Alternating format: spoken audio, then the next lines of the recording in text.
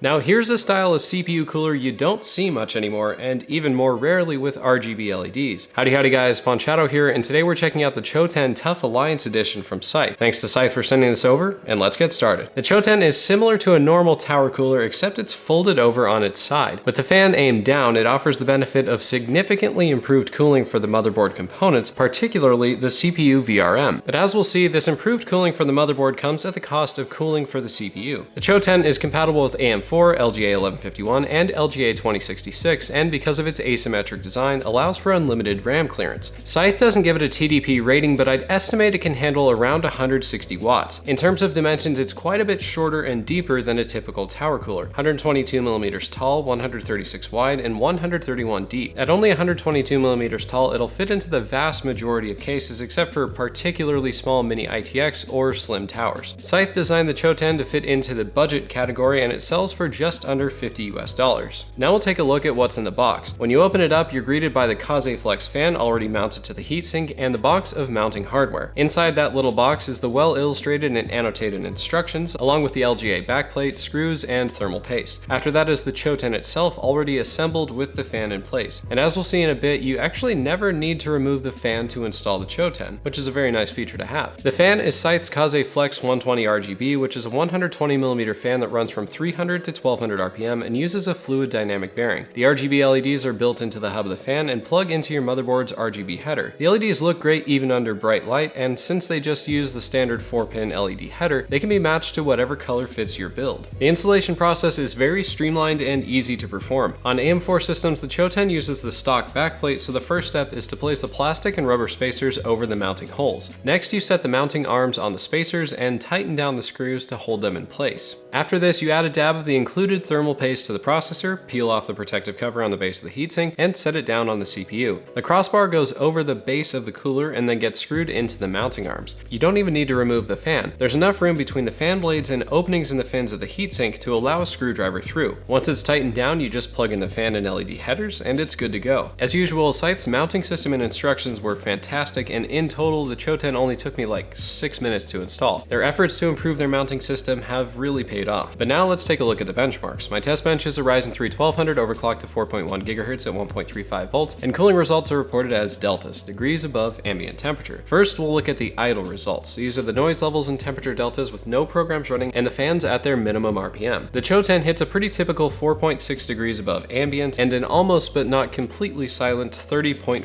decibels. If you're putting together a build to be inaudible at idle, you'll need to look elsewhere, but unless your graphics card, power supply, and case fans all run silently as well, the Choten isn't going to noticeably impact your system's noise level. Now we'll look at the load results. These measurements are taken with Prime 95 running and the fans at full speed to show the cooler's upper limits. In terms of temperature delta, the Choten's extremely long heat pipes show their downside here. At 39.1 degrees above ambient, it marks near the bottom of coolers I've tested. However, it does keep the noise in check at only 43 decibels. Even the snobbiest critics won't have much to complain about there. To be fair though, 39 degrees isn't a dramatic leap from more typical coolers in the 35-degree range, and that's still within a degree of the extremely popular Hyper 212 Evo, while being almost 10 decibels quieter. Now my favorite graph, temperature versus noise. This is under load with the fan speed varied from 100% down to the minimum speed the cooler can run without thermal throttling the processor. This graph is laid out so you can easily compare the cooler's noise levels at a given temperature or temperature at a given noise level. The Choten hits at about the middle of the pack here with decent noise and cooling performance. The reason for the weird blip at around 42 degrees is at that fan speed the Choten hit a weird resonance. Adjusting the fan speed up or down just a couple percent stopped it, but it's something to note. Now here's the chart of cooler scores, a combined rating of temperature and noise. You can think of this as a metric to compare coolers running at their optimal speed, balanced between cooling performance and noise level. Like the low temperatures, the Choten hits closer to the bottom of the pack in terms of score. Just behind the Hyper 212 Evo, it gets a 44.8. Not bad, but not the best either. And finally, cooler score per dollar to show price to performance. Given its reasonable price, the Choten lands closer to the middle of the pack here, right between the Ninja 5 and the Mugen 5, both also from Scythe. The Choten's value proposition offers a much stronger argument than its absolute performance. There are a few takeaways I got from the Choten. First, long heat pipes have a notable effect on cooler performance. In terms of total volume and fin surface area, the Choten isn't all that different from Scythe's more typical tower in this lineup, the TUF Kotetsu Mark II. But because heat has to travel through several more inches of heat pipe before it gets to the cooling fins, the Choten is almost 4 degrees behind the kotetsu. Second, to some extent, top-down airflow can limit the performance of coolers, though the impact is significantly less than that caused by longer heat pipes. The benefit of this top-down style is massively increased cooling for motherboard components, particularly the CPU VRM, which would otherwise only get a fraction of the airflow. And finally, even though the kotetsu isn't an extremely high-performance cooler, it does allow for very low fan speeds and therefore very low noise at idle and under light loads. It's not a bad choice for putting together a quieter build. The main use case I see for the Choten is if this style fits your build and you want RGB LEDs and a very visible, outward-facing fan. In fact, when it comes to top-down coolers with RGB, the Choten is the only one I'm aware of that isn't low profile. Besides that, if you just want an upgrade from your stock cooler, the Choten will be significantly cooler and quieter and will be an extremely easy upgrade to make since the installation process is so easy. If that sounds good to you, follow the link in the description to pick up a Choten for yourself. Hit subscribe and click the bell icon to get notified of new videos as soon as they're up. If you like this video,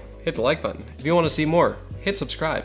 And I want to hear from you. Do you prefer the look of normal tower coolers or top-down coolers like the Choten? Let me know in the comments below. Thanks for watching. I hope I helped, and I'll see you in the next video. Are we all good? Recording. Recording.